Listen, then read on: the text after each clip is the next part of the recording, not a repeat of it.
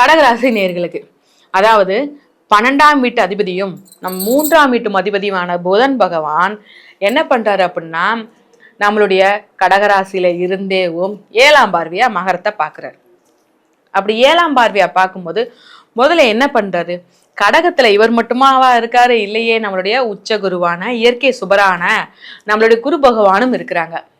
அப்படி இருக்கும்போது அவருடைய 7ஆம் பார்வை என்ன மாதிரியான நிறைய ஒரு நல்ல விஷயங்களை கொடுக்குது கடகராசி. அடுத்து வந்து பாத்தீங்கன்னா தொழில். இந்த காலகட்டத்துல பார்ட்னர்ஸ் பண்ற தொழில் தான் வெற்றி அடைய போகுது. தனியா நான் பண்றேன் அது வெற்றி அடையாதுன்னு கேட்டா கண்டிப்பா நார்மலான ஒரு வருமானத்தை கொடுக்கும்.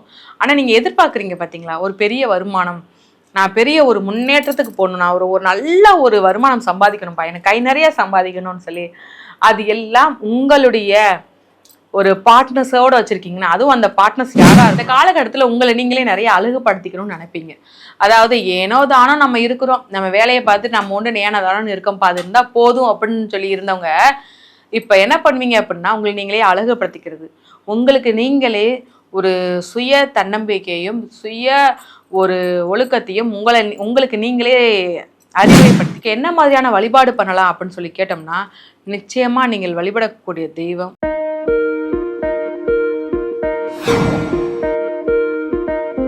இந்த பதிவை பார்த்துட்டு மறக்காம லைக் அண்ட் ஷேர் பண்ணி சப்ஸ்கிரைப் பண்ணுங்க. ஆர்த்தி விலாக் நேயர்கள் அனைவருக்கும் அன்பார்ந்த வணக்கம். நம்மளுடைய விலாக் மூலமாக நிறைய ஜோதிட ஆலோசகர்களை தொடர்ந்து நம்ம வந்து சந்திச்சுட்டு வரோம். அவங்களுடைய அந்த ஜோதிட கணிப்புகளின் மூலமாக உங்கள் வாழ்க்கைக்கு வெளிச்சம் ஏற்படுத்துவதற்கான வழிகளை நம்ம ஏற்படுத்திட்டு வரோம். இந்த பதிவை பார்த்துட்டு இருக்கக்கூடிய நீங்களும் ஒரு ஜோதிட ஆலோசகர் இருப்பினும் எனக்கு மக்களுக்கு வழிகாட்டுவதற்கான ஒரு வாய்ப்பு கிடைக்குமா அப்படின்னு நீங்கள் தேடிட்டு இருக்கீங்கன்னா நிச்சயமாக ஆர்த்தி விலாக் மூலமாக நீங்கள் பங்கெடுக்க முடியும். உங்களை கலந்துரையாட உங்ககிட்ட பேசுவதற்கு நானும் ஆவலாக காத்துட்ருக்கேன். உங்களுடைய இந்த ஜோதிட வல்லமையை மக்களிடம் கொண்டு போய் செலுத்துவதற்கு ஆர்த்தி விலாகும் தயாராக இருக்குது. டிஸ்பிளேல வரக்கூடிய எண்ணுக்கு நீங்கள் அழைப்பை ஏற்படுத்திங்கன்னா உங்களை நாங்கள் தொடர்பு கொண்டு அனைத்து விவரங்களையும் உங்களுக்கு நாங்கள் வழங்க தயாராக இருக்கோம். புதன் பெயர்ச்சி, அதாவது ஒவ்வொரு மாதத்துலேயும் வந்து பார்த்திங்கன்னா ஒரு 28 நாட்கள் வந்து புதன் பெயர்ச்சி நடக்கும். இந்த 28 நாட்கள் என்ன மாதிரியான மாற்றத்தை கொடுக்குறாரு இந்த புதன் பகவான் அப்படின்னு பார்த்துருவோம். இந்த மாதம் வந்து பார்த்திங்கன்னா ஆகஸ்ட் 6ஆம் தேதி வந்து மிதுன ராசியிலேருந்து புதன் பகவான் கடக ராசிக்கு வராரு. ஆல்ரெடி கடகத்தில் யார் இருக்காருன்னா குரு பகவான் இருக்கிறாரு. அவர் வந்து ஏற்கனவே இயற்கை சுபர், சரிங்களா? அப்படிப்பட்ட இயற்கை சுபரோட யார் சேர்றாங்கன்னா நம்ம புதன் பகவான் சேர்றாங்க. அப்படி சேரும்போது என்ன மாதிரியான மாற்றத்தை 12 ராசிகளுக்கு கொடுக்குறாங்க.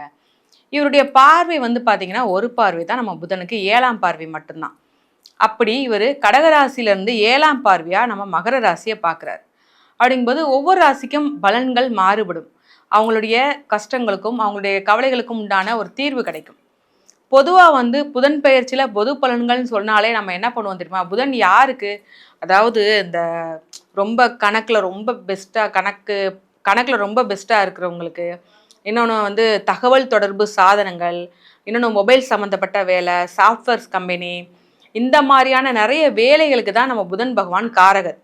அப்படிப்பட்ட ஒருத்தர் இப்படி புதன் பெயர்ச்சி நடக்கும்போது இந்த காலகட்டம் இந்த 28 நாட்களும் ஒரு நல்ல தகவல் தொடர்பு சம்மந்தப்பட்ட விஷயங்கள் நல்ல ஒரு புதுசாக ஆரம்பிக்கிறதுக்கும் புதிய நிறைய ஒரு முடிவுகள் ஏற்படுறதுக்கும் நிறைய டெவலப்மெண்ட் கொண்டு வரதுக்கும் ஒரு பெரிய காரணமாக இருக்க போகிறாரு. இவர் வந்து பொது காரணங்கள் மட்டுமல்லாது ஒவ்வொரு ராசிக்கும் சில குறிப்பிட்ட காரணங்களையும் ஏற்படுத்த போகிறார். அது மட்டும் இல்லை, இந்த 12 ராசிகளுக்கும் ஒவ்வொருத்தருக்கும் யாராவது ஒருத்தர் மூலமாக ஏதாவது ஒரு வாய்ப்பு, அதாவது டெலிஃபோன் மூலமாக ஃபோன் மூலமாக அவங்களுக்கு வந்து சேரப்போகுது. அந்த அழைப்பு யார், அந்த அழைப்பு என்ன விஷயமா வரப்போகுது அப்படிங்கிறத வச்சும் நம்ம தொடர்ச்சியாக இந்த 12 ராசிகளுக்கும் பார்த்துடலாம்.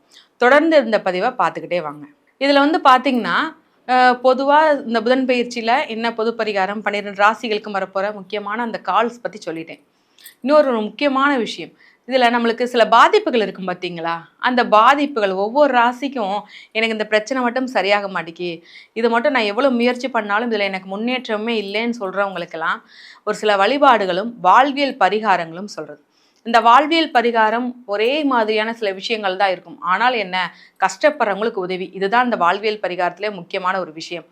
இது பண்ணுறது மூலமாக நம்மளுடைய கர்மா வந்து குறையும். நம்ம ஏற்கனவே மீனத்தில் சனி பகவான் இருக்கிறாரு, வக்ரகதியோடு இருக்கிறாரு.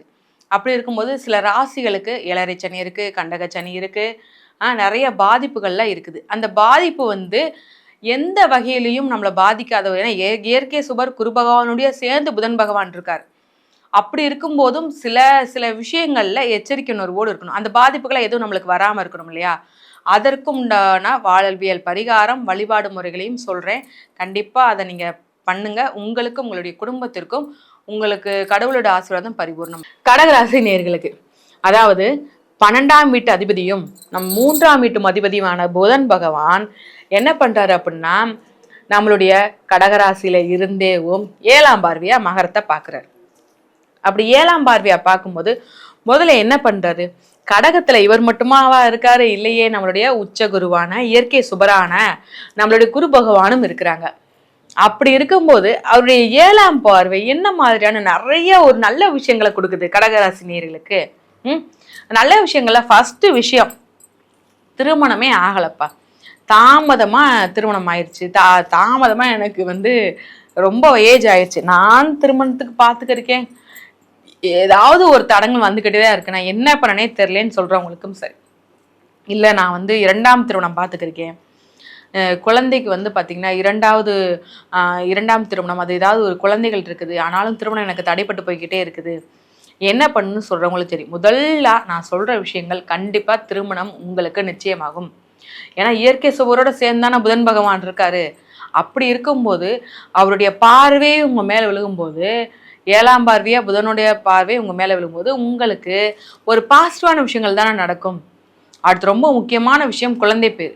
ஏன் நான் இதில் குழந்தை பேர் சொல்கிறேன், 5ஆம் பாவம் தானே நம்ம குழந்தை பேர் சொல்லுவோம். ஏன் சொல்கிறேன் அப்படின்னா, குழந்தைக்கான காரகர் யாரு, குரு பகவான். அவர் யாரோட வீட்டில் அதாவது யார் கூட இருக்காரு அப்படின்னா புதன் பகவானோட இருக்கார். அப்படி இருக்கும்போது அவரோட சேர்ந்து இருக்கும்போது அவர் என்ன மாதிரியான விஷயத்தை கொடுக்குறாருன்னா, குழந்தை இல்லாத தம்பதியர்களுக்கு குழந்தைக்குண்டான ஒரு ஆசீர்வாதத்தை கொடுக்காரு. ஏதாவது ஒரு வகையில் ஒரு என்ன சொல்லலாம் அப்படின்னா, மருத்துவ ஆலோசனை தேவைப்படுற ஒரு இடத்துல அது வரைக்கும் எந்த ஐடியாஸுமே இல்லை.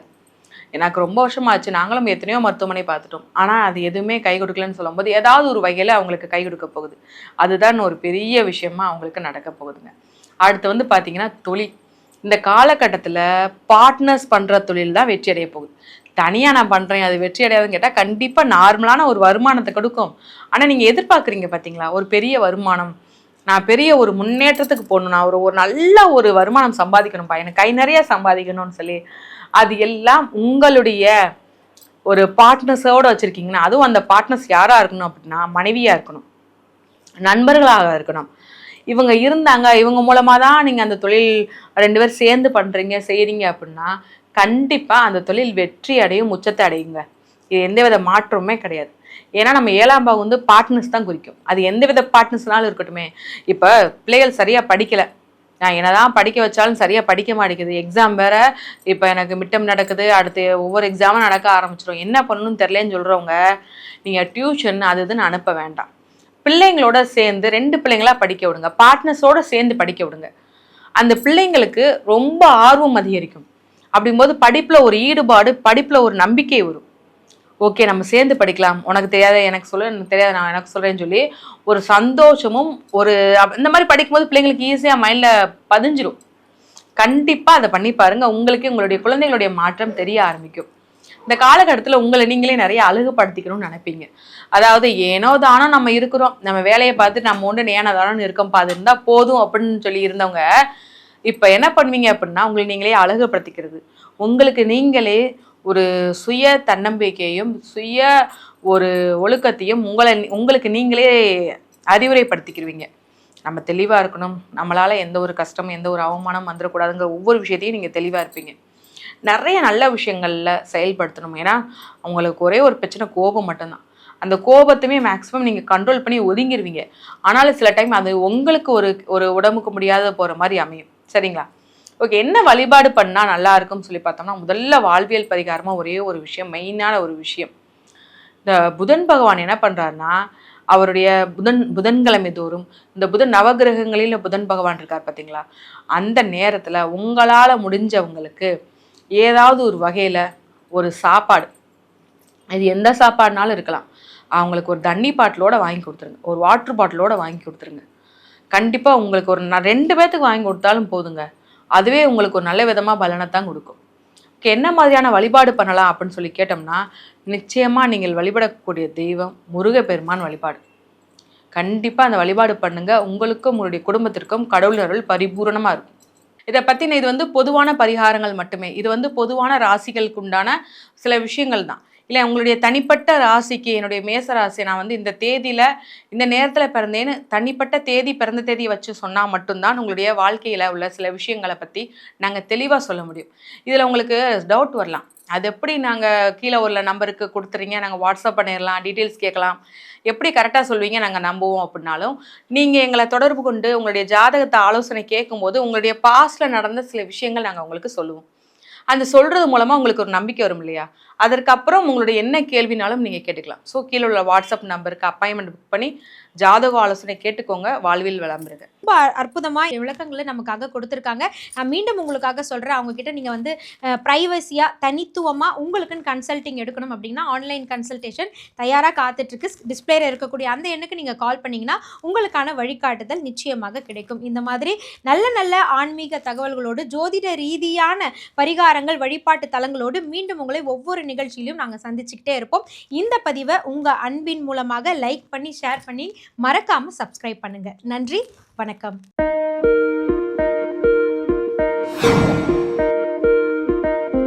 இந்த பதிவை பார்த்துட்டு மறக்காமல் லைக் அண்ட் ஷேர் பண்ணி சப்ஸ்கிரைப் பண்ணுங்கள்.